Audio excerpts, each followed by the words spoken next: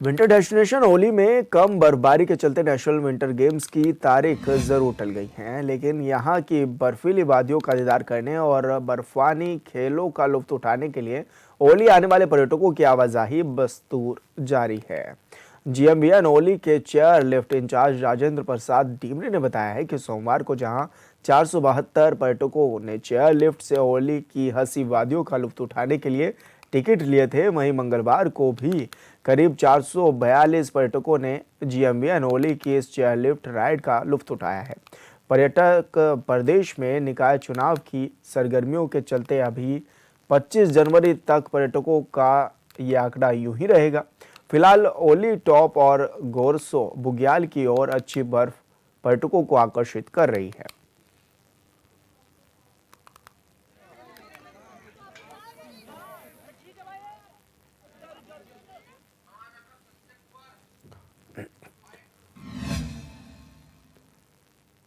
और संवाददाता संजय कुंवर हमारे साथ फोन लाइन पर जुड़ गए हैं। संजय, क्या कुछ जानकारी मिल रही है, किस तरह से अब पर्यटक पहुंच भी रहे हैं वहां पर दीदार करने बर्फीली पहाड़ियों का, और किस तरह का नजारा नजर आ रहा है अब? विशाल जी, देखिए, जो निकाय चुनाव की सरगर्मियों के बीच लगातार पर्यटकों का जो है फ्लो जो है ओली की तरफ बढ़ता ही जा रहा है। हालांकि जो पिछले 2 से 3 दिनों से कुछ हद तक जो पर्यटकों की आमद यहाँ पे कम हुई है, लेकिन जिस तरह से क्षेत्र जो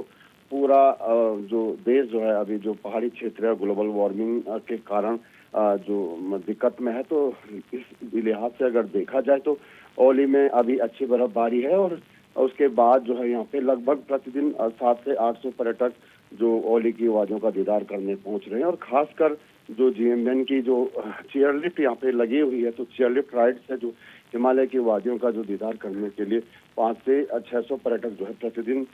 इस और रुक कर रहे हैं। और ये एक अच्छा सा संदेश जो है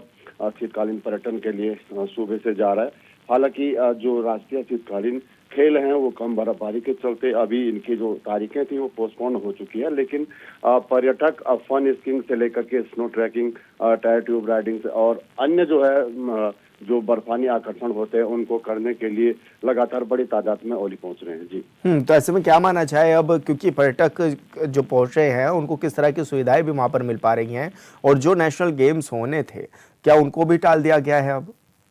विशाल जी, देखिए, कुल मिला के जो ये दुर्भाग्य ही माना जाएगा विंटर डेस्टिनेशन ओली का, क्योंकि ये आज नई बात नहीं है। ये लगातार 3 से 4 बार पहले भी कम बर्फ की वजह से राष्ट्रीय शीतकालीन खेल इसी तरह टले हैं। और हम लोग प्राकृतिक बर्फ की निर्भरता पे जो ओली की जो Nanda Devi international ski slope है उस पे ज्यादा हम इसी बर्फबारी पे निर्भर है कि कब जो है प्राकृतिक बर्फबारी होगी स्लोप पे और कब जो है राष्ट्रीय खेल होंगे। लेकिन जिस तरह से 6.5 करोड़ की लागत से सेफ गेम जो विंटर गेम यहाँ पर 2010-11 में ओली में हुए थे, तो तब से वहाँ पे जो स्नो मेकिंग सिस्टम लगा हुआ है, आर्टिफिशियल स्नो मेकिंग, वो तब से अभी काम नहीं करता है। और इसको अगर दुरुस्त कर दिया जाता है तो जो हर साल ये जो कम बर्फबारी की समस्या होती है उसका भी समाधान हो जाता है। लेकिन ये पर्यटन विभाग, जीएमबीएन और सरकार को जो है मिल करके प्रयास करना होगा, आगे आना होगा, तभी जो है अंतर्राष्ट्रीय मानचित्र पे ओली जो है आगे बढ़ेगा। और इस तरह की जो मेजबानी जो राष्ट्रीय शीतकालीन खेलों की लगातार और इंटरनेशनल लेवल के खेलों की मेजबानी ओली को मिलती है, तो इससे हमें हाथ न धोना पड़े। जी, बिल्कुल संजय, बहुत शुक्रिया आपका तमाम जानकारी साझा करने